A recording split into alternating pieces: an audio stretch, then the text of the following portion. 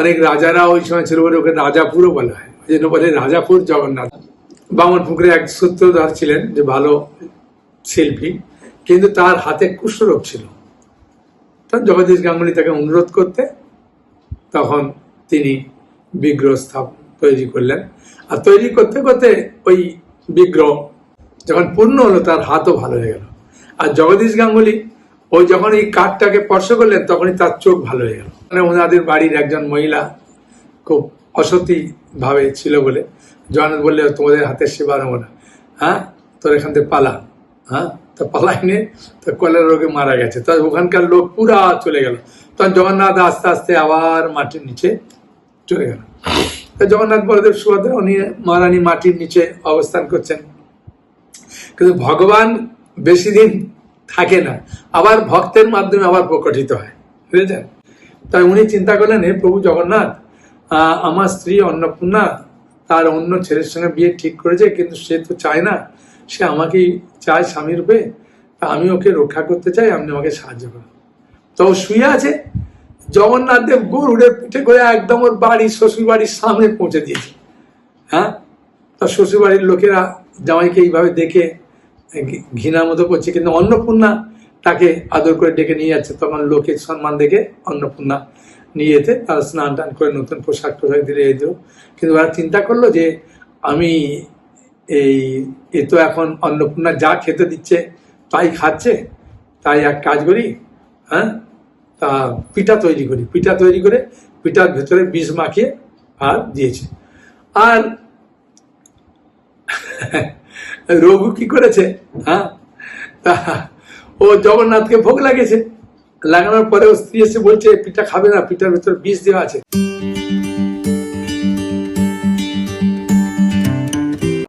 হরে কৃষ্ণ। আজকে আমি আপনাদের কাছে শ্রী জগন্নাথের কাহিনী বলবো।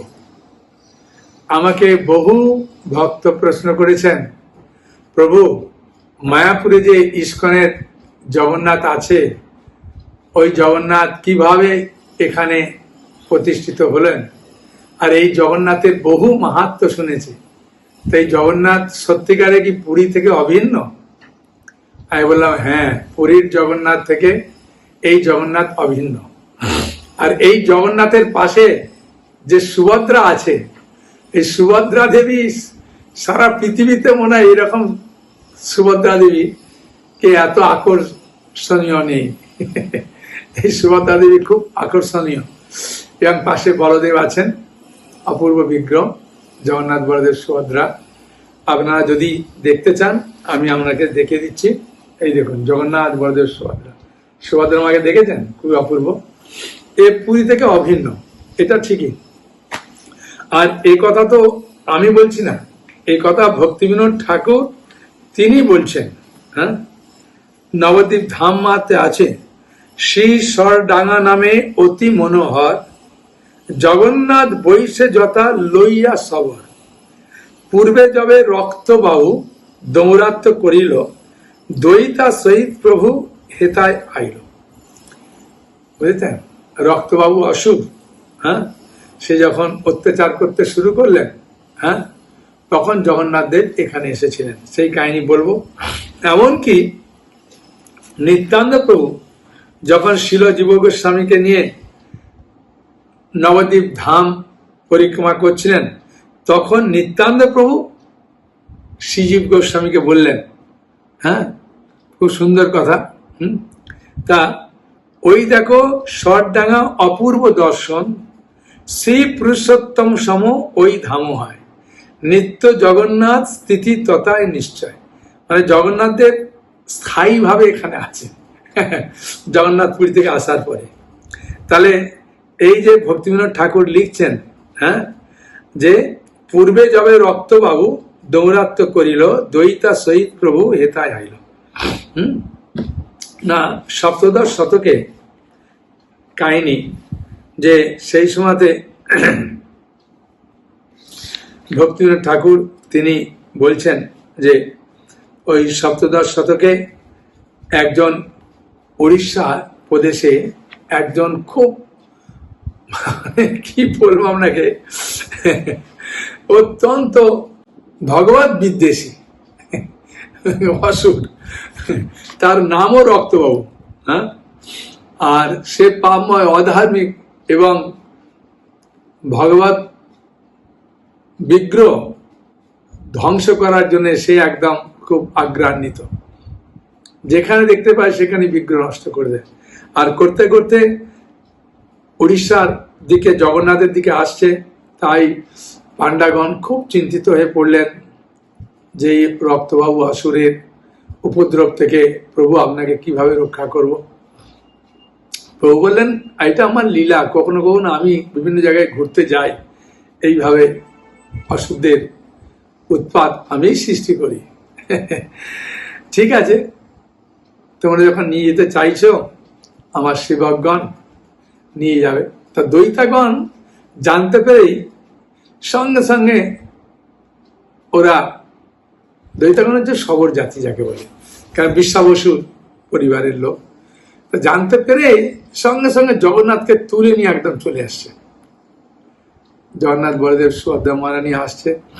12 দিনের দিন এই নবদ্বীপ ধামে এসেছেন। আর জগন্নাথ তো জানেন এটা আমার নিত্য ধাম, আমি কলিযুগে চৈতন্য মহাপ্রভুকে আসবো, এখানে লীলাবিলাস করব। তাই যেখানে জগন্নাথ মন্দির আছে ওই জায়গাটাকে শটডাঙ্গা বলে, শবরডাঙ্গা থেকে এখন অপভ্রংশ হয়ে শটডাঙ্গা হয়েছে। তা ওখানে জগন্নাথ অবস্থান করলেন।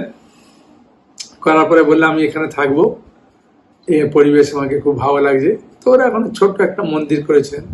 তা শবর জাতিগণ ওখানে এসে উপস্থিত হলেন, এখানে থাকলেন, সেবা পূজা করছেন। দীর্ঘদিন ধরে সেবা পূজা করার ফলে তাদের বংশ আস্তে আস্তে বৃদ্ধি পাচ্ছে।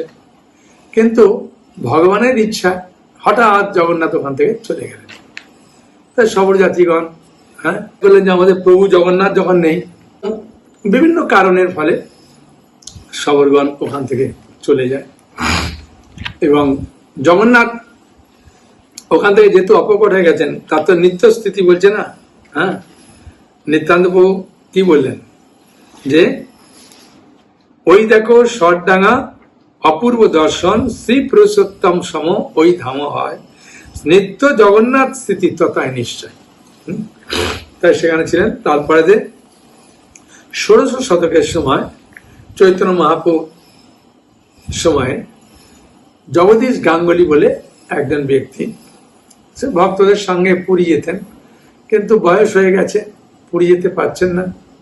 এবং তার অসুখের ফলে তার চোখ দুটো নষ্ট হয়ে গেছে। তাই লোকেরা বললেন এই অন্ধ ব্যক্তিকে নিয়ে গেলে আমাদেরও দুর্দশা, একে ছেড়ে দিয়ে চলে চলো।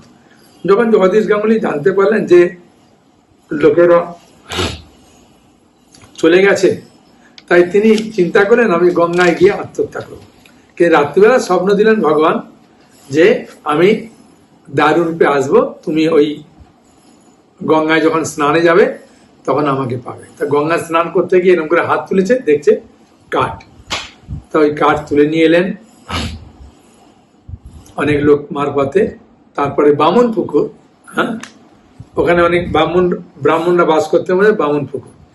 আর ওই সময় অনেক রাজারা ওই সময় ছিল বলে ওকে রাজাপুরও বলা হয়, ওই জন্য বলে রাজাপুর জগন্নাথ বলা হয়। ঠিক আছে। তা বামন পুকুরে এক সূত্রধর ছিলেন যে ভালো শিল্পী, কিন্তু তার হাতে কুষ্ঠরোগ ছিল। তখন জগদীশ গাঙ্গুলি তাকে অনুরোধ করতে, তখন তিনি বিগ্রহ তৈরি করলেন। আর তৈরি করতে করতে ওই বিগ্রহ যখন পূর্ণ হলো তার হাতও ভালো হয়ে গেল।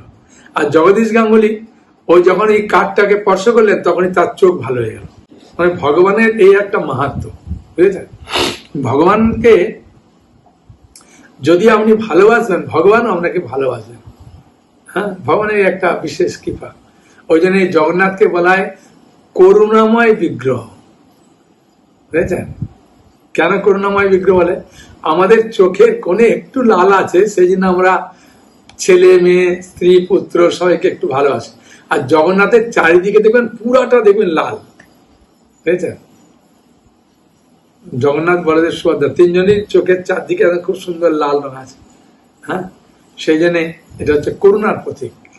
হ্যাঁ, জগন্নাথ হচ্ছে করুণার প্রতীক। হ্যাঁ, এমনি যদি চিন্তা করবেন জাস্ট একটু আপনাদের বলছি, যদি জগন্নাথ মূল বিগ্রহ রথে চাপে শুধু জগৎবাসীকে কৃপা করার জন্য, যেহেতু তার নাম জগন্নাথ, তাই জগতের নাথ তো জগৎবাসীকে কৃপা করার জন্য তিনি বাইরে বেরোন।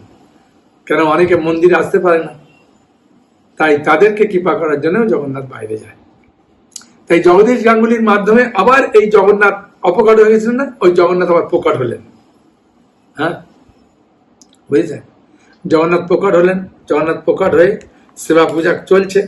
হ্যাঁ, তা ওই সময়তে আবার ঘটনাক্রমে জগদীশ গাঙ্গুলিরও যখন তার স্ত্রী সুষমা দেবী, তা জগদীশ গাঙ্গুলি অপকট হওয়ার সুষমা দেবী সেবা করতেন, করতে করতে যখন কোনো মতে আর সেবা পাচ্ছেন না, হ্যাঁ বুঝেছেন, তা ঘটনাক্রমে এই জগদীশ গাঙ্গুলির পরিবারে একটা কোনো রোগের ফলে ওইখানে সবাই মারা গেল।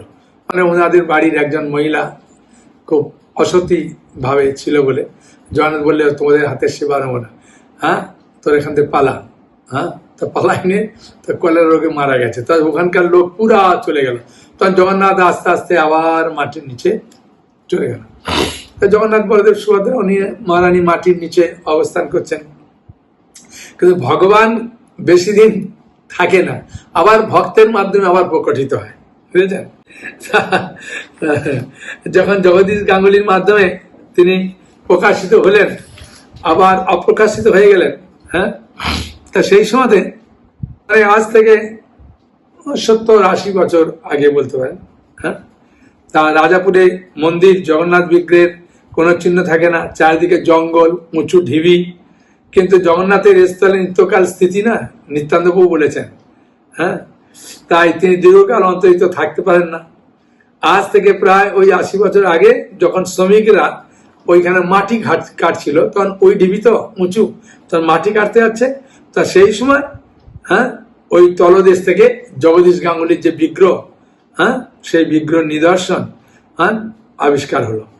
আর আবিষ্কার হতে স্থানীয় ব্রাহ্মণরা চিন্তা করলেন যে ফটিক চন্দ্র চ্যাটার্জি একেই দায়িত্ব দেওয়া ভালো, এর সবকিছু মানে যোগ্যতা সম্পন্ন ব্যক্তি। তাই গ্রামের লোকেরা চিন্তা করে ফটিক চাঁদকে দায়িত্ব দিলেন। ফটিক চাঁদ মহাশয় যখন এই বিগ্রহ নিত্য পূজা অর্চন করছিলেন, হ্যাঁ, তা ওই সময়তে কিছু আর্থিক অবস্থা তার ভালো থাকলো না, এবং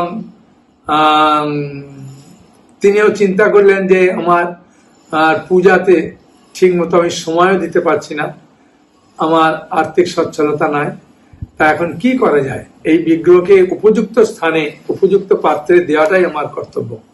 তাই তিনি চিন্তা ভাবনা করে 1979 সালে এই মন্দির সম্পূর্ণভাবে ইস্কনকে দিয়ে দিলেন। আন্তর্জাতিক কৃষ্ণ ভাবনামৃত সংঘের প্রতিষ্ঠাতা শিল প্রভুপাদকে এই মন্দির দিলেন।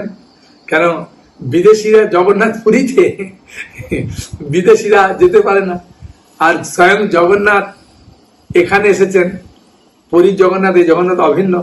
তাই জানতে পেরে মহারাজরা খুব খুশি হলেন, খুশি হয়ে খুব তাড়াতাড়ি মন্দির নির্মাণ করলেন। 1985 সালে দোল পূর্ণিমার সময় এই বিগ্রহ খুব সুন্দরভাবে হ্যাঁ আনুষ্ঠানিকভাবে প্রতিষ্ঠিত হলেন। এর আগে একটা ঘটনা ঘটেছে কি, যখন মন্দির দিয়ে দিয়েছে বুঝেছেন, তা ওই মন্দির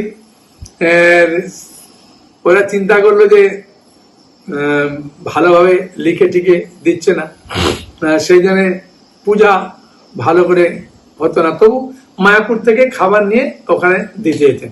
তো একবার একটা পূজারি ওই তাড়াতাড়ি করে সাইকেল চালিয়ে যাওয়ার সময় তুলসী নিতে ভুলে গেছে, আর ওই এলাকাতে আর অন্য কোনো ঘর ছিল না, অনেক দূরে হিন্দুদের ঘর ছিল, কাছাকাছি মুসলিম ঘর ছিল।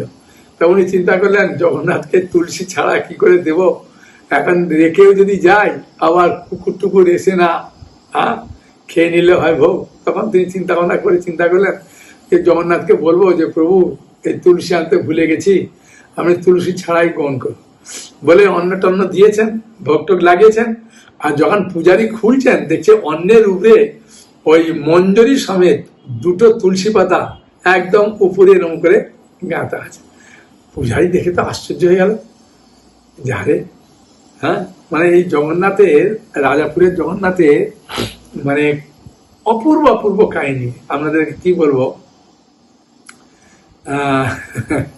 এই জগন্নাথের যে সাক্ষাৎ যে জগন্নাথ বিগ্রহ, হ্যাঁ, আর এত তিনি এই মানে প্রকট ভাবে সবকিছু লীলা করেন, না শুনলে বা না দেখলে বুঝতে পারেন না।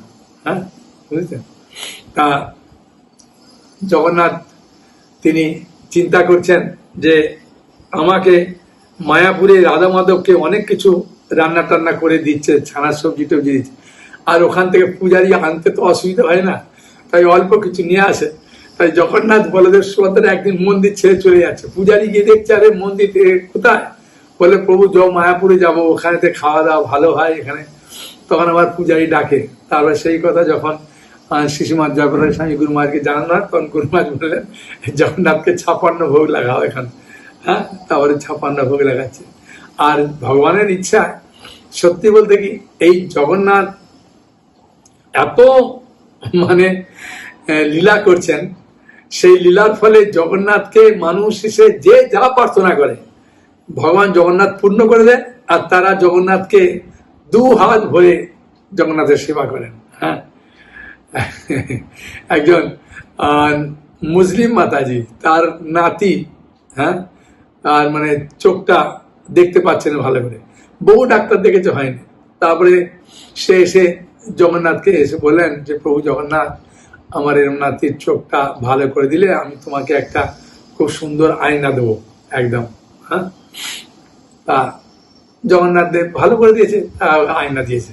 একজন মেয়ের বিয়ে হয়নি, অনেক বছর হয়ে গেছে, 30 বছরের মতো হয়ে গেছে। এমনি মেয়েদের বিয়ে মানে বয়স হয়ে গেলে বিয়ে হতে চায় না, তা এমনিতে মেয়েটা অতটা গরিব বাড়ির মেয়ে, তো তাই এসে জগন্নাথকে বলছেন যে প্রভু জগন্নাথ, আপনার কাছে আসি, তুমি আমার একটা ভালো বর পাঠিয়ে দাও।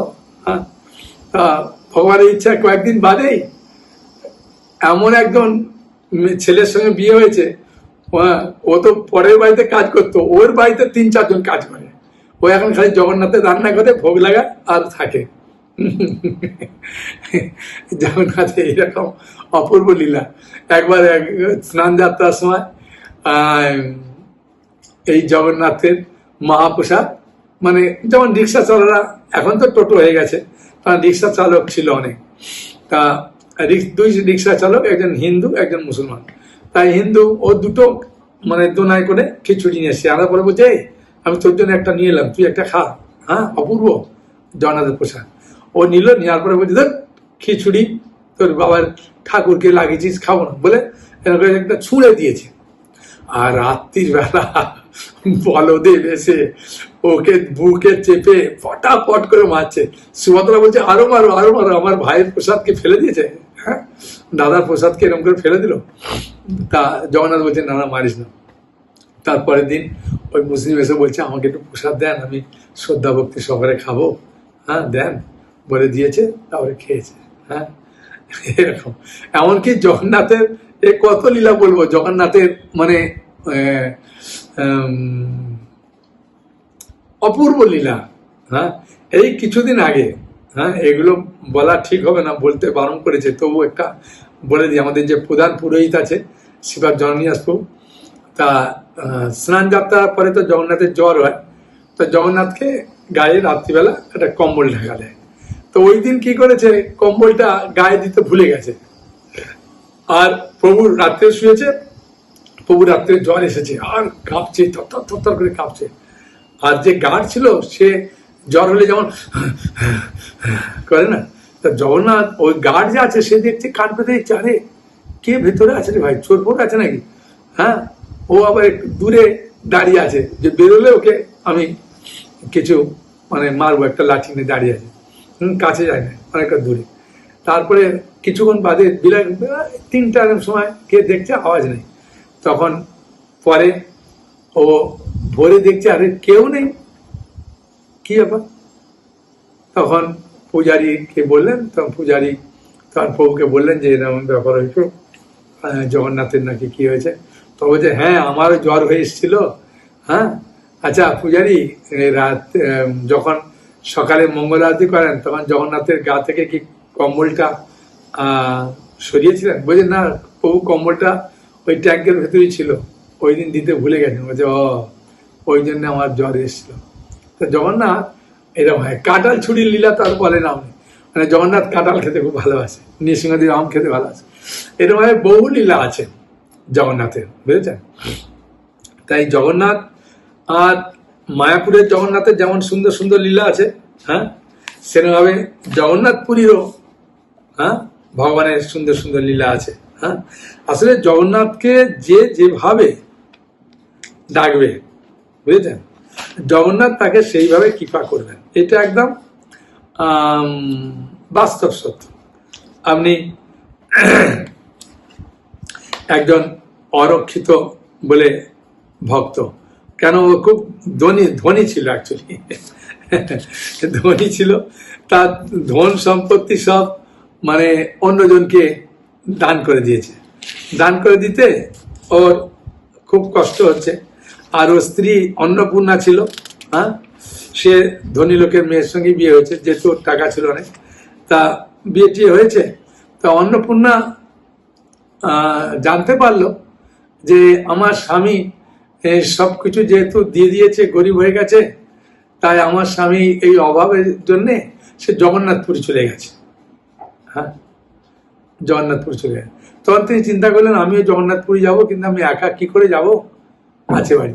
কিন্তু বাবা মা চিন্তা করলো যে ওর স্বামী গিয়ে জগন্নাথে গিয়ে ওই ভিক্ষা টিকা করে খায়, কাপড় জামা সব ময়লা ছেঁড়া, তাই আমি নতুন এক ধনী বাড়ির ছেলের সঙ্গে বিয়ে দেবো। তাই বিয়ে ঠিকঠাক হয়ে গেছে। কিন্তু অন্নপূর্ণা চিন্তা করলেন না, আমার স্বামী আছে, আমি কেন অন্য ছেলের সঙ্গে বিয়ে করব। কিন্তু মা বাবা চাইছে যে মেয়েটা ভালো ছেলের সঙ্গে বিয়ে দিলে, একটা ধনী পরিবার ছেলের সঙ্গে বিয়ে দিলে ভালো, আর অন্নপূর্ণাকে দেখতে খুব ভালো। তা অন্নপূর্ণা একটা চিঠি লিখলো, চিঠি লিখলো যে 10 দিনের মধ্যে যদি না এসে আমাকে নিয়ে যাও, আমি আত্মহত্যা করবো, বিষ খেয়ে মারবো। তা ওই সময়তে একজন পুরী যাচ্ছিলেন, তার হাতে চিঠিটা দিলেন। তো ও খোঁজ করে পেতে পেতে সময় একদম কম, যে সময় দিয়েছে ওই সময় থেকে আর আমাকে অল্প সময় বাকি আছে।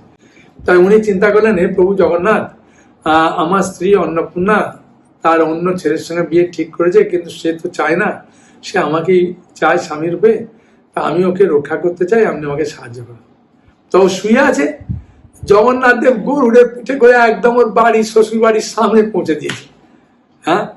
তার শ্বশুর বাড়ির লোকেরা জামাইকে এইভাবে দেখে ঘৃণার মতো করছে, কিন্তু অন্নপূর্ণা তাকে আদর করে ডেকে নিয়ে যাচ্ছে। তখন লোকের সম্মান দেখে অন্নপূর্ণা নিয়ে যেতে তার স্নান টান করে নতুন পোশাক দিলে এই দিল। কিন্তু ওরা চিন্তা করলো যে আমি এ তো এখন অন্নপূর্ণা যা খেতে দিচ্ছে তাই খাচ্ছে, তাই এক কাজ করি, তা পিঠা তৈরি করি।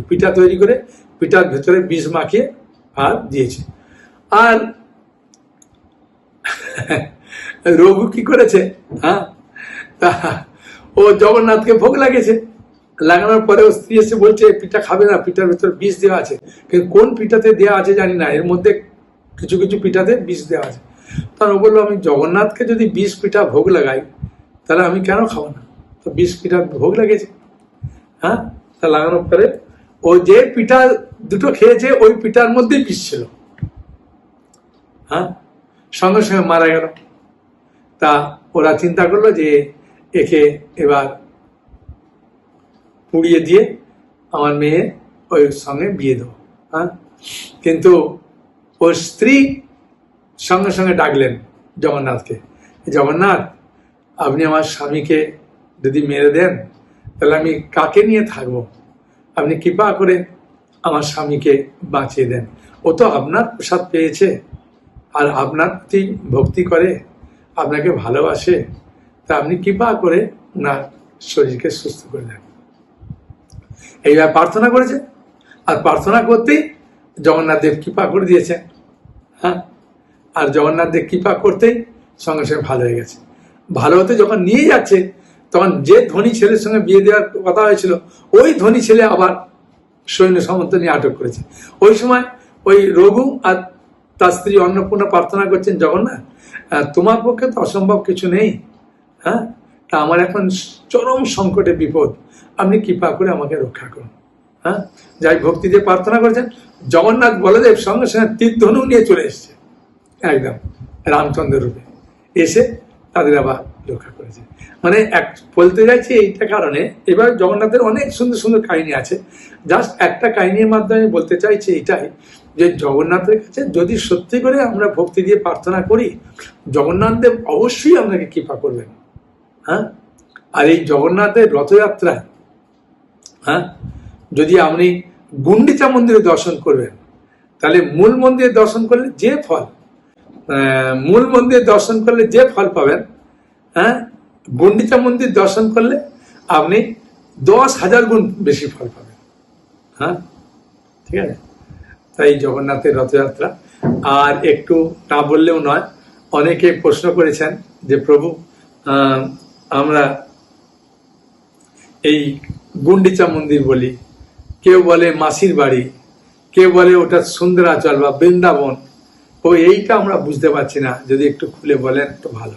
হ্যাঁ, আর বলার আগে বলবো, যদি আপনারা এই রাজাপুরে ইস্কনের যে জগন্নাথ, হ্যাঁ, আসবার সময়, হ্যাঁ, আপনি যখন কলকাতা থেকে বা কৃষ্ণনগর থেকে যে দিয়ে আসবেন, হ্যাঁ, ঠিক রেলগেটটা পার হবেন, রেলগেটটা পার হয়ে একটুখানি আসবেন, আস্তে আস্তে দেখবেন ডান দিকে একটা বড় জলের ট্যাঙ্ক আছে, আর বাঁ দিকে দেখবেন একটা পুকুর আছে। হ্যাঁ, বুঝেছেন, তার মানে 20 সেকেন্ডও নয় আপনার গাড়িতে, হ্যাঁ, গেলেই দেখবেন ডান এই বাম দিকে একটা রাস্তা আছে, ওখানে বোর্ড লাগানো আছে, আর বাম দিকে একটা মসজিদও আছে ছোট, ওইখান থেকে যে রাস্তা আছে, ওই রাস্তা থেকে এই হেঁটে গেলে 8 মিনিট লাগে, গাড়িতে আপনার 3 মিনিট লাগবে, যেতে পারেন। আর যদি বলেন প্রভু মায়াপুর থেকে যাবো, মায়াপুর থেকে বাইরে বেরিয়ে আপনি যে কোনো টোটোকে বলবেন যে আমি জগন্নাথ মন্দিরে যাবো, 20 টাকা নেবে, বাধা ধরা 20 টাকা, আসার সময় 20 টাকা, যাওয়ার সময় 20 টাকা। হ্যাঁ, তাতে অসুবিধা, আর ওখানে আপনি প্রসাদ পেতে পারবেন। হ্যাঁ, বুঝেছেন। আর যদি বলবেন যে প্রভু আমি জগন্নাথের সেবায় কিছু দেব, হ্যাঁ, তাহলে রাজাপুর জগন্নাথ ওয়েবসাইট খুললে আপনি পেয়ে যাবেন নম্বর, অসুবিধা নেই। হ্যাঁ, ওখানে জগন্নাথের সেবা দিতে পারেন, জগন্নাথের রাজভোগের সেবা দিতে পারেন। হ্যাঁ, বুঝেছেন, এবং আপনি প্রসাদ পেতে পারেন। হ্যাঁ, অপূর্ব জগন্নাথ, সেখানে বুকিং করতে পারেন। আর ওই জগন্নাথের পাশে শিব মন্দির আছে, ওরও মাহাত্ম প্রচুর। আর একটু পাশে গেলে শ্রীমন্তিনী মা আছে, গৌরাঙ্গ মহাপ্রভু শ্রীমন্তিনী মাতাকে কৃপা করছেন, ওই জন্য ওটা শ্রীমন্ত দ্বীপে অবস্থিত, তো ওই জন্য শ্রীমন্তিনী মা আছেন। হ্যাঁ, আর এই জগন্নাথ বলদেব সুভদ্রা মানিকে না দেখলে বুঝতে পারবেন না যে সত্যি এত কৃপালু, এত করুণাময়, যে যা মন খুলে প্রার্থনা করছে তার মানে প্রার্থনা অবশ্যই পূর্ণ করছেন। সেজন্য আমি অনুরোধ করব জগন্নাথকে দর্শন করবেন। হ্যাঁ, আর আপনি বলছেন যে রাজাপুরের জগন্নাথের বই, এই বইটা রাজাপুরের জগন্নাথ, কিন্তু এটা এমনিতে আমি বিক্রি করি না, আমি বিক্রি করি যারা ভাগবত নেয়, এই জগন্নাথের এই লীলা বইটা দিই, পুরা জগন্নাথের লীলা আছে শ্রীশ্রীমদ ভক্তি পুরুষোত্তম মহারাজের, এটা দেব। আর এই মহারাজের জগন্নাথ রথযাত্রা আছে, এই বইটাও দেবো। ভাগবত নিলে 3টি বই ফ্রি পাবেন, ঠিক আছে। আর চৈতন্য নিলে এই জগন্নাথের এই লীলাটা পাবেন, এটাও পাবেন। হ্যাঁ, আর তার সঙ্গে তো আপনাদেরকে একটা বিশেষ কৃপা দিচ্ছি সবসময়। হ্যাঁ, চয়ন তুলসী, নরসিংহদেবের চয়ন তুলসীও পাবেন। এইসব গিফটগুলো দিচ্ছি কারণ কি, যাতে আপনাদের বাড়িতে ভাগবত যায়, চৈতন্য যায়। হ্যাঁ, কারণ এই মানুষ সত্যি বলতে কি কোনো কিছু একটু যদি বেশি বই দিই, তার মানুষ খুব খুশি হয়, যেগুলো ফ্রি পাচ্ছি, কোরিয়ার চার্জও ফ্রি পাচ্ছি, হ্যাঁ, তারপরে ইনস্টলমেন্টে দেওয়ার বন্দোবস্ত করছি, সেটা মানুষ নেয়। আর এই সুযোগে এইগুলো বেশি গিফট পাচ্ছেন। হ্যাঁ, এগুলোর অনেক দাম, আপনি ফ্রি পেয়ে যাচ্ছেন প্রায়। হ্যাঁ, 500 টাকার মতো জিনিস ফ্রি পাচ্ছেন। হ্যাঁ, তা আমার একটা বিরাট সুযোগ সেই জন্যে। তো এখন ওই গুন্ডিচা মন্দির কেন বলে, কেন বৃন্দাবন, আর কেন মাসির বাড়ি বলে একটু বলে দিই না। ইন্দ্রদুম্ন রাজা, হ্যাঁ, মাধ্যমে যখন এই জগতে জগন্নাথ বলদেব সুভদ্রা মহারানী প্রকটিত হলেন, হওয়ার পরে জগন্নাথ, বলদেব, সুভদ্রা, বিশেষ করে জগন্নাথ দেব বললেন যে মহারাজ ইন্দ্রদ্যুম্ন আপনি বর প্রার্থনা করুন। তখন মহারাজ ইন্দ্রদ্যুম্ন 3টে বর চেয়েছিলেন। প্রথম বর চেয়েছিলেন, হ্যাঁ, আমার যেন কোনো সন্তান না থাকে। আর ইন্দ্রদ্যুম্নের পাশেই ছিল তার স্ত্রী, ওর নাম হচ্ছে গুন্ডিচা, ঠিক আছে। তখন যদি কোনো মায়ের সামনে বলে আমার সন্তান থাকবে না, মায়ের মনটা কিরকম হবে? একদম মনটা খারাপ হয়ে গিয়ে মাথা নিচু করে দিয়েছে। আর জগন্নাথ দেব তথাস্তু করে দিয়েছে। তখন গুন্ডিচা দেব চিন্তা করলেন, প্রভু জগন্নাথও তথাস্তু করে দিলেন, আমার স্বামী না কিছু বলেন, মানে বলে দিয়েছে ভুল করে, এই জগন্নাথ তো বিচার করা দরকার। তাই মনটা খারাপ করে বসে আছেন। দ্বিতীয়বার চাইলেন, হ্যাঁ, যে জগন্নাথকে যেন বলে ইটিং ভগবান, মানে আপনি যতবার ভোগ খাবেন হাত শুকানোর আগেই যেন আপনি ভোগ গ্রহণ করেন। ওই জন্য সারা দিনে বোধহয় 60 বার জগন্নাথ খায়, ভোগ গ্রহণ করেন আমাদেরকে কৃপা করার জন্য। কারণ কলিযুগের জীব তো আমরা হরিনাম বা কোনো কিছু করতে জানি, কিন্তু প্রসাদ খেতে ভালো লাগে, সেখানে জগন্নাথ দেব প্রসাদ দিচ্ছে। হ্যাঁ, আর তৃতীয়বার চাইলেন, প্রভু আপনি মাত্র 3 ঘন্টা বিশ্রাম নেবেন আর 21 ঘন্টা দর্শন দেবেন, জনবরে তথাস্থ। তখন জগন্নাথ দেখলেন যে তার স্ত্রী গুন্ডিচা মাথা নিচু করে আছে, মনটাও খারাপ। তখন বললেন, দেবী গুন্ডিচা, আমার যেহেতু মা আছে তাই আমার, আর এমনি একটা বাংলায় প্রবাদ আছে, মায়ের থেকে মাসির দরদ বেশি, মাসি ভালো করে খাওয়াতে পারে, তাই আমি তোমাকে মাসির রূপে গ্রহণ করলাম। আর আমি দাদা বোনকে নিয়ে যাওয়া আসা, হ্যাঁ, নিয়ে টোটাল 9 দিন, হ্যাঁ, 7 দিন থাকে, একদিন যা একদিন আসে, এই 9টা দিন তোমার হাতে আমি আনন্দে, হ্যাঁ, ভোজন করব। হ্যাঁ, সেই জন্যে গুন্ডিচা দেবী তখন খুব আনন্দ হলেন। আর যেহেতু জগন্নাথ দেব স্বয়ং, তার আসল মাসির নাম কিন্তু অর্ধশনী দেবী, এটা হচ্ছে পাতানো মাসি তাই তিনি বললেন যে মাসির রূপে গ্রহণ করলেন, তাই জগন্নাথ মাসির বাড়ি যায় বা গুন্ডিচা দেবীর যায় বলে গুন্ডিচা দেবীর মন্দিরে যায় বলা হয়। আর বৃন্দাবনে যায় কেন না, জগন্নাথ মন্দিরটা হচ্ছে দ্বারকা, হ্যাঁ, আর গুন্ডিচা মন্দিরটা হচ্ছে বৃন্দাবন। ভগবান তার প্রিয় ভক্তদের সঙ্গে দেখা করার জন্য এই আসে। হ্যাঁ, শ্রীল প্রভুপাদ চৈতন্য চরিতামৃতে এর অন্তলীলা 14 অধ্যায়ের 133 নম্বর শ্লোকে মনে হয়, ওখানে বলেছেন যে জগন্নাথ দেব ওই যে জল লীলা করে তার মাধ্যমে খালি লক্ষ্মী দেবীর কাছ থেকে পারমিশন নিতে চাইছে বৃন্দাবন যাওয়ার জন্য। হ্যাঁ, তো জগন্নাথ দেব ইচ্ছা যে আমি বৃন্দাবনে যাব, কিন্তু লক্ষ্মী দেবী কোনো মতে পারমিশন দিচ্ছে না। তাই প্রভুপাদ বলছেন জগন্নাথ দেব জ্বর বাড়িয়ে দিয়েছে খুব, দেওয়ার পরে লক্ষ্মী দেবী বলছেন, প্রভু আপনার জ্বর তো খুব বেড়ে যাচ্ছে, কি করা দরকার? বলছে আমি একটু হাওয়া পাল্টালে ভালো। বলছে কোথায়? বলছে বৃন্দাবনে। বলছে না না না, বৃন্দাবনে যেতে হবে না, কারণ লক্ষ্মী দেবী জানে যে বৃন্দাবনে তার পুরানো প্রেমিকা আছে। হ্যাঁ, তাই কোনো স্ত্রী চাইবে না যে তার স্বামী বিয়ে করার আগে যেসব মহিলাদের সঙ্গে আনন্দ করতেন তাদের কাছে পাঠাবে, তাই লক্ষ্মী দেবী ভয়ে পাঠাতে চাইছিল না। তাই জগন্নাথ বললেন একদিনের জন্য যাবো।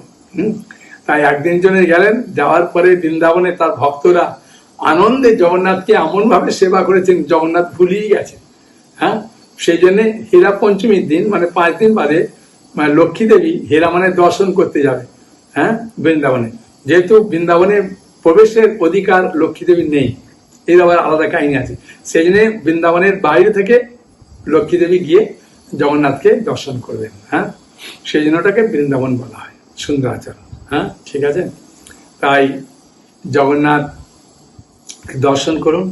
শাস্ত্রে আছে দোলে চ দোল গোবিন্দ, চাপে চ মধুসূদন, রথে চ বামনম দৃষ্টা, পুনর্জন্ম ন বিদ্যতে। হ্যাঁ, দোলে চ দোল গোবিন্দ মানে ঝুলন যাত্রার সময় বা দোল পূর্ণিমার সময় যে দোলনায় ভগবান রাধা গোবিন্দকে দোল দেবেন, দোলনায় দর্শন করবেন। চাপে চ মধুসূদন মানে নৌকার উপরে, নৌকা বিহারের সময় যদি ভগবান রাধা মাধব রাধা গোবিন্দকে নৌকার উপরে দর্শন করবেন। আর রথে চ বামনম দৃষ্টা, রথের উপরে যদি জগন্নাথকে দর্শন করবেন, পুনর্জন্ম ন বিদ্যতে, তার পুনর্জন্ম হয় না। আর জগন্নাথ সত্যি করে খুব কৃপালু।